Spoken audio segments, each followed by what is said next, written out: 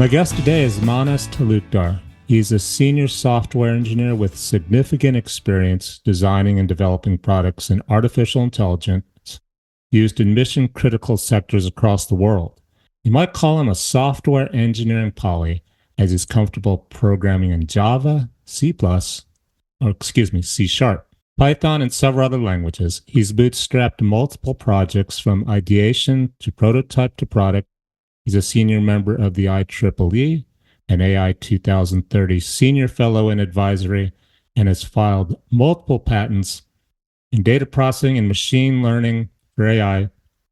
He's been invited to an ambassador at the AI Frontier Network. Please note the following content in this podcast has nothing to do with his employers, past or present, nor does any such content constitute an endorsement of any kind by myself or my guest. Please welcome Manas.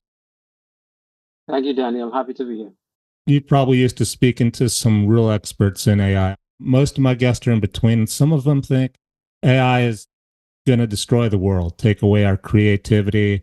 There's good applications and there's bad applications. So how does artificial intelligence really work? What is it? Because in my experience, I use Chat GBT sometimes, and it seems like a super Google computer more than something artificially intelligent. It's like stuff I could do if I Google enough and thought about it. The applications you're working on are probably a bit more sophisticated. Explain what it is and what it isn't. So artificial intelligence, true artificial intelligence is intelligence that is able to reason, that is able to make sense of unknown information and provide some insight out of it. In technical terms, we would call that AGI. How does it do it? For example, I've been told you take a data set, collect a bunch of data. For example, I'm a doctor. I want an AI application that helps me determine, is this bone broken? Are there any broken bones? Mm-hmm. If I understand it right, it's not quite intelligent as much as your brain is in terms of pattern matching, meaning your programmer's going to teach it first, how do I recognize certain images like a broken bone from a picture of a non-broken bone or something else in the body? And then number two, how do I actually say that's broken, to which the data set, if it's incomplete, let's say you haven't accounted for every conceivable way you might hurt yourself playing football. And then that picture of the slightly different broken bone is not in the database. And even though the algorithm can kind of go in between and go, okay, it doesn't have exactly every picture, but it's trained to recognize what happens if it's incomplete or invalid. In that case, how would a doctor know? How would a patient know? And what happens if the patient's not sure? Or could even the AI say, we're not sure? They could, but I think there's like multiple questions and discussion topics. Yes. So maybe we can distill that a little bit. So going back to what I was saying, right? True artificial intelligence, in my opinion, is intelligence that is able to reason. In technical terms, we would call that AGI, but we're not. What is that term? I haven't heard that one. AGI. AGI is what's the term for that? It's called artificial general intelligence. Okay. And how's that different than AI, general intelligence? Well, so AGI is equivalent to human-like intelligence. Okay. Which is really able to, as I was saying, he was able to reason based on unknown information and still provide some insights. Currently, for example, if you ask ChatGPT or other large language models something, information on data that is something it has absolutely nothing to do with what it's been trained on, it's not going to be able to give you anything actionable. It'll give you a negative answer. Hey, I do not have anything which I can provide you on this particular question. So that's not close to AGI. So we're still some distance away from AGI. So What we are currently seeing, artificial intelligence truly is a facet of what is known as generative AI. Generative AI, as in you train these massive large language models, and then they are basically a lot of these are basically trained on data encompassing what's freely available on the internet. So, for example, Excellent. I was going to ask for an example. yeah, so an example could be, say, it's trained on Wikipedia data, maybe. So if you ask a question, it's probably going to use that training, whatever the training data was, to spit out a well-formed answer on a particular individual. If you ask a question on an individual, like for example, if you was tell me about Neil Armstrong, right? It's going to gather data from its training data, whether it's Wikipedia, other sources, and it's going to spit out to you a well-formed answer. So going back to your, your point about Google, in Google or Bing or these other search engines, you would have to search 10 different pages and then use the human intelligence to formulate something which is more presentable. So now what's going on is, because these large language models have been trained all this on basically the entire internet. So they are able to take a disparate number of sources and spit out something which is well formed. Now, if you ask a question about say some individual who that large language model has not been trained on, it's not going to be able to answer that question. Well, let's say I ask it based on the astronaut database. Give an example of hypothetically.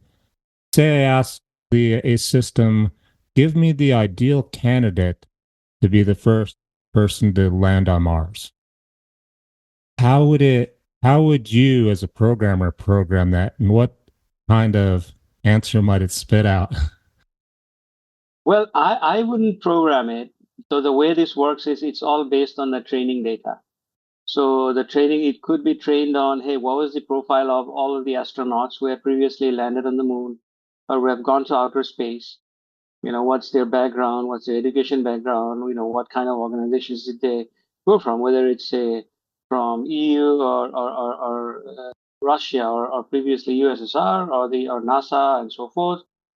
And then based on all of this information, it will form an answer, a response of what the large language model construes as the ideal individual to land on Mars. Perfect. I think your question earlier was very apt, so maybe that'll help to distill this a little bit better about the broken bone X-ray, right? So the way this would work, say a machine learning model would be trained on lots of X-rays. Let's make it very simple. Say there are 10 X-rays, and there's pictures of bones. There's pictures of bones that's not broken. There's pictures of bones that's broken. So currently, the way it works is mostly it's called reinforcement learning and human feedback. So some human labeler would go and form a bounding box on the portion of the X-ray where there's a broken bone, and then you would so out of 10, maybe there are five of those X-rays. So we have five ground truth labeled data. That's what we call it. And then we would train the model with all of those 10 images, and the model would know, all right, so here's what I see. Here's the broken bones in those five images. So now the model knows how to identify the broken bones. I like that example because a lot of people are worried it's going to put them out of jobs and not make humans necessary when in fact you can't have. See, we're back to that idea. It's truly intelligent and you're basically teaching it how to be yourself, like a teacher in school would teach another student. Could we look at AI as students? And maybe they'll be smarter Well, than the instructor someday, but they're students. Okay, perfect. well, well, the thing is, AI can certainly do better than humans in certain aspects. For example, I think AI was able to recently diagnose a disease that human doctors were not able Mm. to. Primarily, the reason behind that is because these large Cross language boundaries, models probably cross cross. boundaries, Yeah. and they also have been trained on massive amounts of data. I mean, Hmm. yes, a human doctor is also trained on massive amount of data, but we are limited by our, the biological capacity of the neurons in our brain. And it would be like you went back to college and you got a PhD in every conceivable possible degree you could get a degree, and that's what you've trained the system with. Right, right. So, the point is there, AI will function, in my opinion, in a enablement role. Is it going to put people out of jobs? I think it's a little bit overstated, that statement. Perhaps the fear is a little too much. But at the same time, if people do not know how to leverage AI to be more successful in their jobs, then I think there is a potential that in certain fields, those individuals may be in danger. To me, it seems the people that only want to do what they've been doing forever, never get creative and try something new or experiment such that they could teach the data set something new it didn't know before because it can only learn what you teach it, right? Right. It can only learn what you teach it, but so that's a really good point, actually, because what we are trying to do now in terms of what's going on in the industry is so large language models work pretty well when you ask it something related to the training, what it's been trained on. But how do you train a large language model to respond to new information, Or new questions. new questions? It doesn't have the information yet. You have to basically maybe teach it, hey, call Manas or call Daniel. He'll tell you about blah blah blah, right? Or something like that. Right. So that is a problem that is, I think, yet to be fully solved out, where how do we train a model to respond to new questions or we call it new knowledge. That's the term, kind of being used in the industry. How to train a large language model to respond to new knowledge. To which I have seen, I've been invited to some of them and I've participated before I realized it was AI generated the questions. And probably they were going to use my answers to store it in a database, to which I would have no copyright or privilege or monetary benefit for. And they're asking me questions. They find that you're an expert on something, and then they just start asking you questions. Do you know what I'm talking about? Services like that. Yeah, there are services like that. I mean, I think you're probably, what you're alluding to, if I understand correctly, is basically model evaluation, where you would ask a model a question, and then you see how it responds, and then maybe you like the response, you rate the response a particular way, or if you don't like the response, then you can possibly edit it and tell the model, hey, here's a better response. And the model will actually learn based on the better response that you provide to the model. Well, So, for example, Quora, popular site online, you ask it anything. And normally it has a database of experts that you join as an expert so people know who you're talking to. So I'd get questions by email.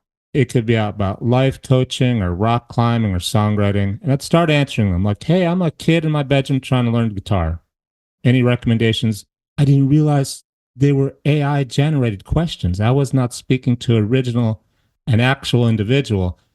right, System trying to determine what kind of questions someone might ask and then gathering data, which is right. good. Except we're not really getting paid for it or any That's you become a good point. So you know why they're basically Quora or probably other companies, they're using your response and others such as yourself responding to those questions to further train their models. yes. It's the same situation I see on LinkedIn. I get prompted Mm-hmm. all the time. Hey, you're an expert invited to answer this question. Right. I mean, basically they're going to be using my answer Yep. to feed into their LLM. And you think you're getting credit and recognition as an expert and that it's going to help your LinkedIn profile and your career, when in fact, you probably won't get any recognition or credit for it. And now your knowledge that you've worked so hard your whole life, they kind of own, right? They own that information. You don't have a copyright to it, right?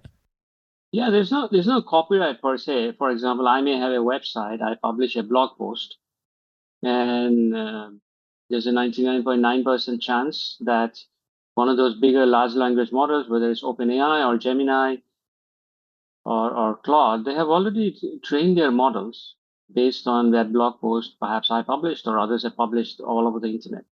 As I said, right, some of these larger LLMs, in my opinion, they basically run out of data freely available on the internet to train their models at this point in time. Would you recommend or not recommend or not have an opinion on should people be careful about arbitrarily answering questions online such as this unless they know it's a person and not AI? Should they check first to see who the author is? Is it helping Well, society? Are they really helping society, or are they potentially that's how they're going to lose their job because they're not even getting credit for it? So the system doesn't even know next time, hey, that was a good answer. Call this guy, ask him. well, it's always good to know who's asking the question. Is it a human being asking the question, or is it an AI that's going to be asking the question? I think it is very important to be transparent about the intent. Mm. So I think it behooves these organizations and others to be very transparent that, hey, this question is being asked, but the answer to this question that you're going to provide will be used to train our LLM. I have a question about privacy. Yeah. Whether or not you believe it's truly private or not, we know everything can be hacked or non-private. What are the weaknesses of an AI system? Your large, super large database. If you have people who are not contributing or just not on the internet, maybe they just don't spend time on the internet and their profile is not on Facebook, their information is not there. What's the weakness in the system? What's the weakness in regard to privacy? Some of this stuff is supposed to be private. And then how does this is two question. Let's cover the privacy issue first, because you probably know a lot about privacy. What are some of the issues with privacy? Well, privacy is, that personally identifiable information, what's called PII, that needs to be anonymized when being fed into models as training data. For example, if there's somebody's email is out there associated with their name and whatnot, I don't think that should be fed directly as training data to a model. So that needs to be anonymized. And it is incumbent on these companies that are building and developing these LLMs. And it is also incumbent on companies that are generating this training data to make sure any PII is being very diligently anonymized. That's one. Secondly, somebody might have a public profile. I mean, that's a tough one, right? Because once you have a public profile, you're signing off any rights to privacy. The other my question is, how do you get good data and keep it private? Because we really want both. You want to be Right, in the data because if you're a minority, politically or economically or socially, you want to be in the database and accounted right, for. If they're right, looking for an astronaut to go to Mars, you want your profile to be considered. But you don't want to know who you voted for and right, things like that. How do we get good data, not make people afraid to give good data, but also keep it private? right. Well, I think right now the range for maintaining that privacy, for better or for worse, is with those organizations that are developing these LLMs. For example, I think you made a very good example here about, say, who somebody voted for right now. Now that's obviously private, but what's not private is if somebody made a political donation. I mean, that's available on the internet. Mm-hmm. But maybe I made a political donation, but I don't want that to be easily available to LLM so that somebody, maybe you go and go to ChatGPT, who did so and so contribute towards, right? Right. So the point is that is, as I said, for better or for worse, currently that is incumbent on these companies developing these LLMs to anonymize that out. That's one way to do it. One way to do it is you mask out that information, you anonymize it when training your model. That's one way. Second way to do it is when you when the model actually spits out its output, you mask that information on the way out. That's another way to do it. Third way to do it is that when you ask a question, it's called prompting. When you prompt an LLM with a question, and it's kind of controversial, then you can potentially have something intercept that prompt, right? So and then you don't even ask the model the question, right? So for example, if you say, hey, give me so and so's SSN, I mean, the probability that a large language model will have the SSN is very low, but to even get that to zero, somebody might choose to intercept the prompt and then tell the LLM, This question is asking for a PII. Please do not provide the requested information. And the model will then spit out the answer saying, I cannot answer that question. So it's up to the programmer to insert that, is what you're saying. What I'm saying is all of these mechanisms that I talked about, it's currently it is incumbent on these companies, these organizations, developing these large language models and the usability interfaces around them to build all these guardrails and checks and balances. So what about the opposite, where it's actually not in the database? Let's say again, I'm the best candidate to go to Mars because they didn't realize that I know all these languages, and I'm just making this up now. That where we go and the other cultures we're going to interact with, my language would be the best. It hadn't thought of that. It hadn't thought of the actual communication between the humans on the spaceship to that extent. Something that the computer just didn't think of because the programmer didn't program it, right? How are the users of the AI to know that that's not the best possible answer and not just assume it is? Or is that just common sense? Yeah, that's right now. That's common sense. Okay. Just like don't trust everything you see on the internet. Mm-hmm. Similarly, just because it's a more consumable format now with these LLMs, don't trust whatever the LLM answers. It's just a tool like It's anything just a else. tool. I think that's the best way to put it. It's just a tool. That's it. I think we're making progress on me trying to explain to the people who think AI is going to take over the world and be some super intelligent artificial being. To which, here's a good one that this is a real example. Someone I'm talking to on the street who goes, isn't AI going to be great? Because you have this autonomous vehicle, car, driving, and some incidents happening on the street. Well, it has to decide. It can't hit the brakes fast enough. It either has to hit an old man or a child, and it will know to hit the old man. How will it know? You're smiling, Manas, because you get where this is going. And what if the old man was a brilliant scientist treating the young boy for a rare brain cancer, and now he just killed the old man, so the Right. kid is going to die anyhow? Explain to people how AI would works and doesn't work.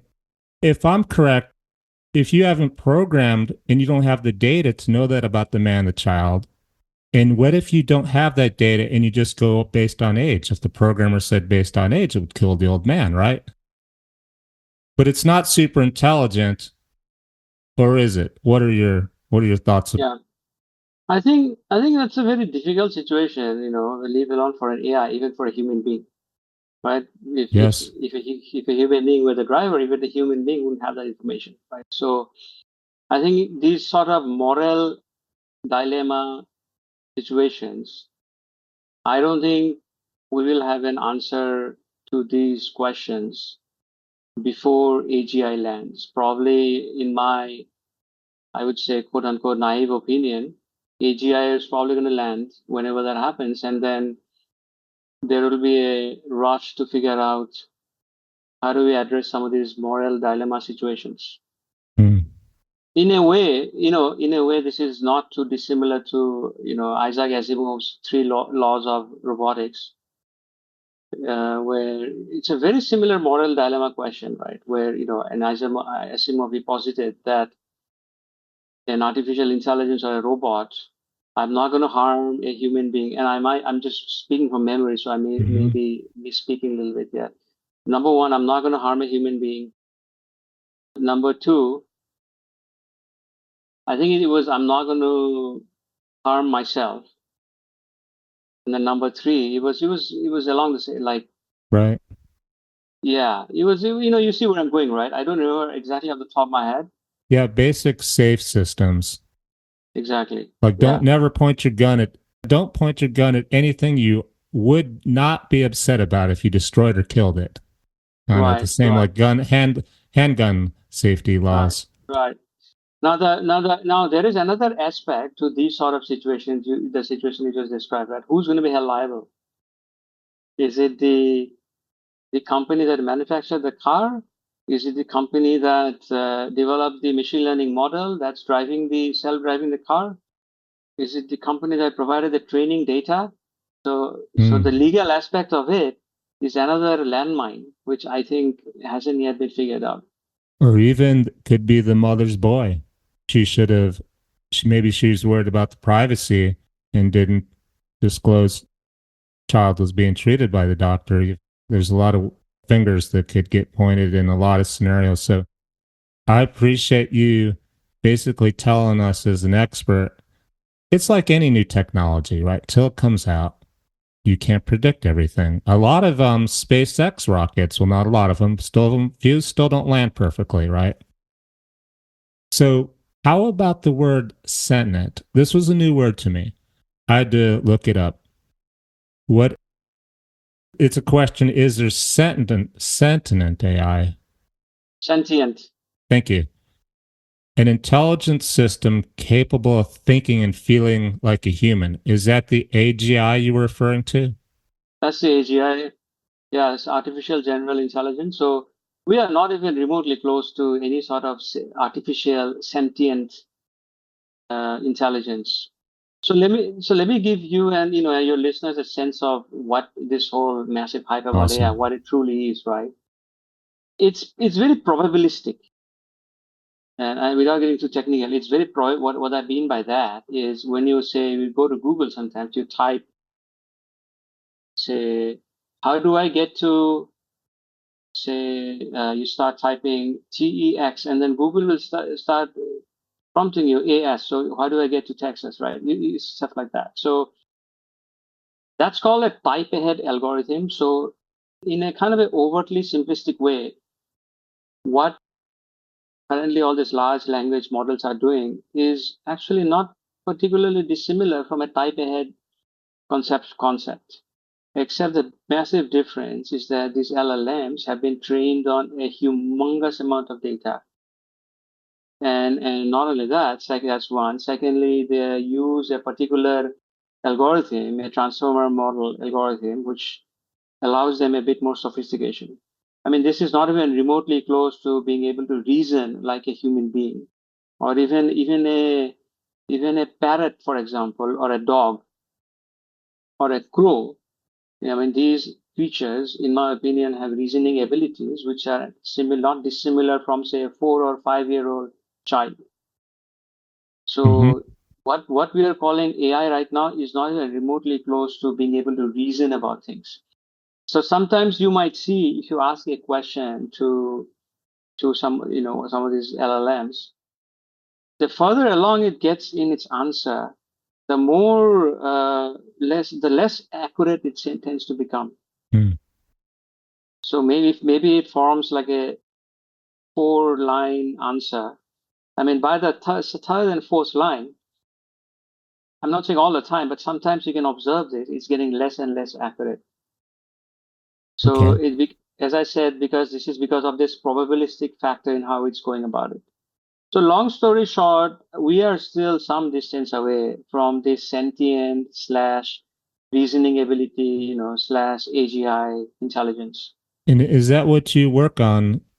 I'm not going to ask you too specifically if you don't want to answer because some of Right, it might be private or you're working for companies that some right, of this information is proprietary.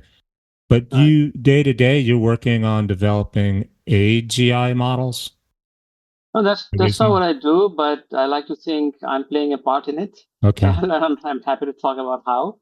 So as I said earlier, right now all these AI labs they basically run out of free data to train their models. Whatever is out there on the internet that's been already been used to train these LLMs, which is why if you go to say ChatGPT versus Gemini or Claude, you ask the same question, right? Mm-hmm. The answer is not going to be particularly different now. I mean, yeah, there will be some nuances here and there, but you will get what you want, right? Unless you're Right. splitting hairs, you go to either any one of them, you'll get what you want, and that's because they have been trained pretty much the same data that's available on the internet. This seems like a pretty exciting job you have. Interesting. Well, well, not so. My job currently, what I do at my day job, the company I work for, the AI startup I work for, we basically work with these AI labs to provide them specialized training data. So think about the example where we talked about this, broken bone X-rays. I think that's very closely tied to what we do. We provide these ground truth label data, particularly specialized label data, right? Think about say cardiology, training a large language models for cardiology or for nuclear physics or astrology, Hmm. uh, So not astrology. you're working with the actual data and how to make it useful, make sense of it all for your clients. For these AI labs, right? By the way, I meant astronomy, not astrology. Right? I don't think we want to do anything with astrology. So, say astrophysics, like in fact, we have had LLMs that have actually made discovered some planet, I believe last Oh. year. Looking at So, X-rays, right? Looking at pictures of looking at outer space. pictures of outer space, exactly, exactly. So there is a basically a gold rush right now to get ground truth label data to train these LLMs more and more because these companies they've run out of free data to train their models. There's a new job for somebody, right? An astrophysicist, the AI needs you to tell it To train the AI, to right? A train side it. gig, maybe a side gig. Yeah, So it's actually creating more jobs, not losing jobs, at least in the near future. yeah. I mean, it's creating new opportunities. It's creating really excellent new opportunities for people who can work from anywhere in the world and really help and enable the development of more and more powerful LLMs.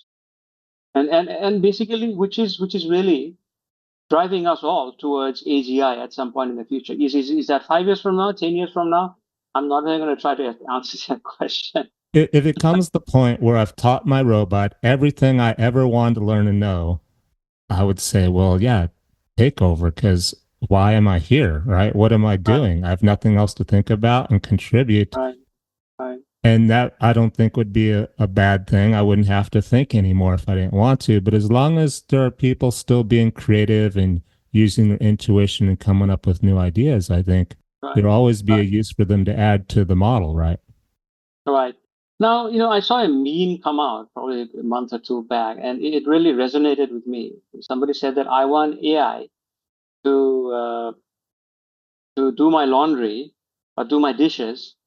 I don't want AI to write an article for me. So I think there is something to think about there, right? Because there is something to be said about human creative endeavor. I think Yeah. we probably don't want AI to be the next Picasso or the next Mozart, right? I think it makes sense. I mean, that's what makes human existence special, right? There's going to be some Mozart out of nowhere. There's going to be a Picasso out of nowhere. Yes. So it makes sense to think about it along those lines while AI possibly acts as inspiration, perhaps, for the next Picasso or the next Mozart. But AI needs to develop in a way where it makes our daily lives easier, right? Exactly the example that individual had on the meme, where do my laundry, do my dishes, right? Where I don't have to worry about all of this logistical stuff. And we are actually moving in that direction, right? Because we are gradually from LLMs, these LLMs which would use massive amount of resources. We're slowly starting to drive towards a world where we have small language models, which are using less and less resources, which means that we'll be able to use these models in really edge devices and really embed them in pretty much anywhere. So I don't mind if the robot does my dishes. It even helps me craft an article. But how about the example I want to write a love letter to my wife? And ironically, I did this on Chat GBT. I asked for some, I think I saw a dating app, and I'm not even on dating sites and apps, but they're just fascinating to me in terms of this technology. So I downloaded, it was a free app, and it said, you can ask a girl what's a pickup line. The Yeah, cheesy stuff it spit out, it clearly scraped the internet. Yeah, it had no intelligent way of. But what was interesting is when I did the opposite, I said, tell me how to write a makeup letter. It actually crafted some heartfelt things. Now, of course, it's still scraping the internet and piecing together something based on your question. It's not really thinking about it. To which I have to wonder if I really gave that to my wife, she's going to know, did you write this? And I think robs people of the privilege to actually be creative when they rely too much on something, thinking Right, the artificial right, thing can do better than you. right. I think that's the thing, right? We don't want AI to replace creative human endeavor, in my opinion. For example, going back to your example, right? We can ask AI, we can ask one of these machine learning models to throw us ideas to act as inspiration. Maybe put together a scaffolding for the letter. But you probably want to write the letter in your own words. Yes. But if somebody were to copy paste something that ChatGPT or Gemini or Llama or something spit out, I mean, that's I can't wrap my head around that. It's not something I Maybe would put. Yeah, maybe it's a case where AI needs to teach us something back. For example, some people don't know how to write a letter, craft a letter, like an introduction, a body, a paragraph or two in the middle, and an ending, a closing, and a dear or a ma'am, or how to. So maybe it's a two-way street. You can teach the AI something, and then it can teach you. But instead of it asking you to do your homework, ask it just to help you with your homework. and it can already do that if you ask it that way. So if you Oh, okay. tell right, if you tell them, hey, can you provide the scaffolding, or can you provide the structure for a letter I want to write to so and so on ABC matter. Oh, of course. Yeah. It will provide that Right. to you, right? But if you tell it, hey, write, if you tell it to write the letter, then it's going to write the letter for you. Just doing what you asked it. Right. Exactly, exactly. It's almost you have to have some intelligence to know how to use artificial intelligence intelligently. Right. Right, right. Yeah. Yeah. Um, are there any other controversial topics surrounding AI or things, myths, misinformation, things you would like to tell listeners about AI that they may not be aware of? Well, I mean, trust and safety, we talked a little about privacy. I think trust and safety is also another uh, perhaps topic of apprehension out there. How do I trust what an AI is telling me? I mean, you don't, basically, just like you don't trust what's out there on the internet, right? Mm-hmm. I mean, my point is we are still some distance away from AGI, and even when AGI arrives, should we trust AGI? I think that's a question for another day. But Right. do we trust the LLMs currently? I mean, a person should use their own common sense, in my opinion. Now we talked about safety, right? Now safety could be around, say, bias. Bias is also another thing, which broadly falls around this whole, privacy, trust, safety, bias kind of umbrella. Now that also depends on training data. For example, for certain groups of people, we may not have enough training data to train the model. And we have Mm. seen some rather bad examples of this, right? So when you ask the model a question, it may tell you something which is completely biased against a particular group, Mm-hmm. and which is not necessarily the model's fault. It's because it just did not have sufficient training data, Right. right? So there's ways to get around it. There's machine learning techniques to get around it. There's also and these big AI labs, they're already working on it, where you can also generate synthetic data to address the gap. The other mechanisms are that you explicitly, So you would, since you're the company providing the data, you mean you would see a weakness and try to artificially inseminate the data with some made up data to compensate for that? well, it's called synthetic data. You can generate synthetic training data, right? So it may not be actual data, but it could be synthetic data. Hmm. How do you Now, keep track of it so it doesn't become misinformation in the future that you yeah, forgot was synthetic?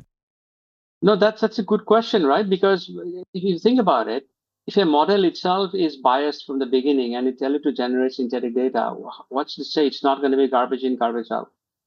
So in some companies, without going into names, I think, well, we can talk about it because they have publicly published the paper. So, Names change, so I try to avoid names just because name will be different next year or right, next month. right. Yeah. So there are companies out there that's, developing LLMs and training LLMs using synthetic data, using human in the loop. You generate synthetic data, but then you evaluate the quality of the synthetic data and you correct the synthetic data if it's inaccurate. Hmm. And that acts as new knowledge to retrain the model with or to incrementally train the model. Let's put it that way. So you're validating your synthetic data to go, does this make sense? Would I put this on a pizza? Ketchup or mustard or Right, no, that doesn't make sense. Pick something else in the fridge to make a pizza with. Okay. right, right, That's kind of creative in a way. right, right. And I don't think there's ways around it. Synthetic data is will probably need more and more synthetic data because we're basically running out of freely available public data, right? So, Would a more realistic example of than my pizza and the mustard be, say in New Mexico, Native Americans, there are small tribes, only so many people with that gene pool, and somebody dies of a disease, and it gets matched to the database with a bunch of Caucasian people, and the diagnosis doesn't actually quite match up because the database doesn't have enough of the other yeah, people in it. Yeah.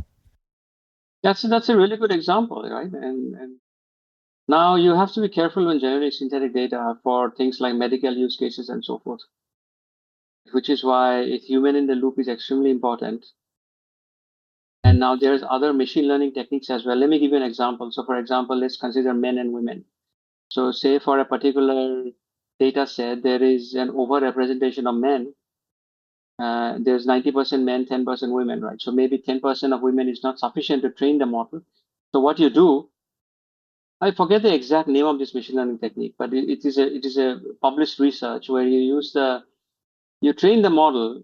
You don't tell the model, hey, there's 10% data for women. You basically use the starting point for training the data on the female demographic, starting off at the endpoint of the male demographic. So for all practical purposes, the model would think that I actually have more than 10% of female demographic data to train myself on. Now, is that going to be resulting in accurate inferencing? I think the jury is kind of out on that one, but at least it's going to be way better than just having vastly underrepresented data in your training data set. Certainly. The question, or my bigger question was how way down the road do you know it was synthetic data? But I suppose you keep that data set labeled differently, like this was a training model Right. versus actual data, real Yeah, I data. mean, you would tag that separately. You would certainly, I mean, they have to keep track of Yeah, yeah. what's actual data and what's synthetic data. Yes. I just thought of hacking. What if somebody wanted to hack and insert artificial data to affect an outcome? Back, I'm going to Mars. I want people to vote for me. So I'm gonna right. I'm gonna somehow tweak the data. That Uh, could happen, probably, right? and well, at this given the scale of it wouldn't happen, right? So let's take a step back, right? So let's talk about say web search on Google, right? So if say you and I create a website saying Daniel and Manas should be the first astronauts to land on Mars, right? And then if you search on Google, who should be the first astronauts to land on Mars? I guarantee we're not going to show up. And the reason we're not going to show up is because they have an algorithm where they rank, it's called page rank. They rank websites based on incoming links, right? So just Mm-hmm. because we put something out there on the internet doesn't mean it's going to be weight given the weight that it should be given the weight, right? So Mm-hmm.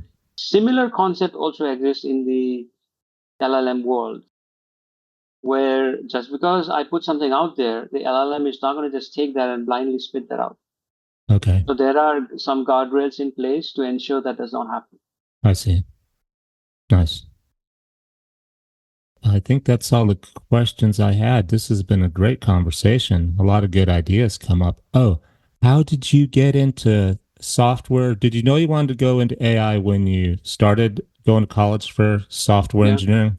You did. Well, let me take many steps back here. Okay. So, well, I did my education, my engineering education in electrical engineering in, in control systems, differential equations, robotics, the good stuff.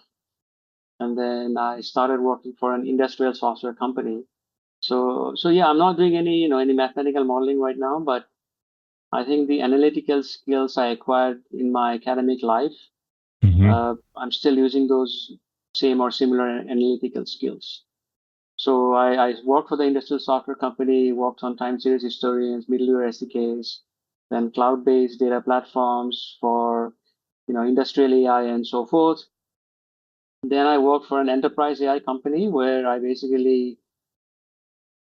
say the leading enterprise AI company, and that was an excellent experience for me. Had a great time building out a really sophisticated and really powerful and scalable enterprise AI platform that's used all over the world to build large scale AI applications. Nice. And then earlier this year, I started working for this AI startup, and I'm really enjoying that. Basically, I feel like I'm having a front row seat now in the development of these powerful new LLMs. So, do you have any career advice for someone in college just beginning software engineering and they're really fascinated and they want to get into AI? Any Right. recommendations for career paths, like what to do while they're in college to focus on that? So for students, I would say do the relevant coursework. I think building a strong foundation is extremely important. Taking courses on linear algebra, taking courses on, say, machine learning, on deep learning, this is extremely important. If somebody is, I mean, most universities offer these courses on machine learning, deep learning, right? But Hmm. so I strongly recommend building that foundation. If somebody has already graduated, but now they decide, hey, I want to go to AI, then I would recommend that you go do the machine learning and deep learning specializations on Coursera. They're pretty good. And then you should try to do some personal projects, right? Do some personal projects, see what's out there in the industry. And there's tons of resources to do these personal projects. And then just try to get your foot in the door. There are a lot of AI, there's many AI startups that's coming up now. Other things people can do is, join some startup incubator, maybe volunteer or some AI or some startup accelerator. Join them, volunteer, work with some pre-seed companies. Or if you have some relevant projects, then you can even reach out to startup founders and tell them that, hey, I'd love to work with you. I'm interested in what you're doing. And as I Hmm. said, there's a explosion of early stage AI startups currently in the market. So it's a really good time to enter the industry. Now, obviously, that said, I should also qualify that statement by saying that it's a really difficult time for new grads and early professionals right now in the industry. Oh, why is that? It's just, finding jobs for early professionals and new grads has become a little bit difficult, a little bit more than a little bit difficult compared to, say, 3 years, 4 years back. Is the market So, flooded or the economy? Is it time well, based? because, companies are now focusing on experienced talents. That's the trend the industry is taking, which is not to say that the door has been entirely closed, which is, some of the suggestions I made still applies. Look for opportunities in early stage startups, look for opportunities in AI, in like startup accelerators or incubators, and use these opportunities to get your foot in the door. Even if you don't get paid, offer to work, gain that experience, and that'll help you get your foot in the door. Right. My background, I have a degree in aerospace engineering, and I graduated when politically, depends on who's president in the military and everything. It wasn't a good time to graduate with aerospace. Fortunately, I had your advice. My mom said, get a job.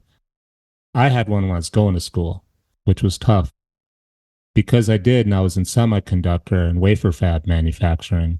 Once I got the degree in engineering, I was able to just stick around there and apply my engineering skills to a job like that. So I guess that's the case with any kind of career. Experience matters, and Right. can't just graduate and expect to get a job unless you have a PhD in something nobody else has a degree in. and is Right. in demand. But more importantly, I think you got to love to do it. If you really Yeah. love this AI stuff and you're fascinated by it, you will succeed, right? Right. You apply yourself, you learn it, you love it, you'll go far. Right. Right. And help us build a better world. Yeah. Yeah. And as Mm, you said, I completely agree. Self motivation is extremely important. I think because it's rough out there, say for new grads, but just be motivated and look for opportunities wherever you can find them. yeah. Paths will open up. Yep. Okay. Thank you, Manas. Appreciate you taking the time. Wish you future success in all your endeavors, and sounds like you're at a good spot. You're having some fun with it. Yeah, I'm having a good time. Thank you, Daniel. I really enjoyed our conversation. I think we spoke for almost an hour and felt like it just flew by. So thank you. We'll do it again sometime when your AGI comes out in a couple of years. Not, Well, it's probably going to be more than a couple of years, but we'll see. okay. Thank you. Thank you, Daniel. Nice talking to you. You Bye. too. Bye.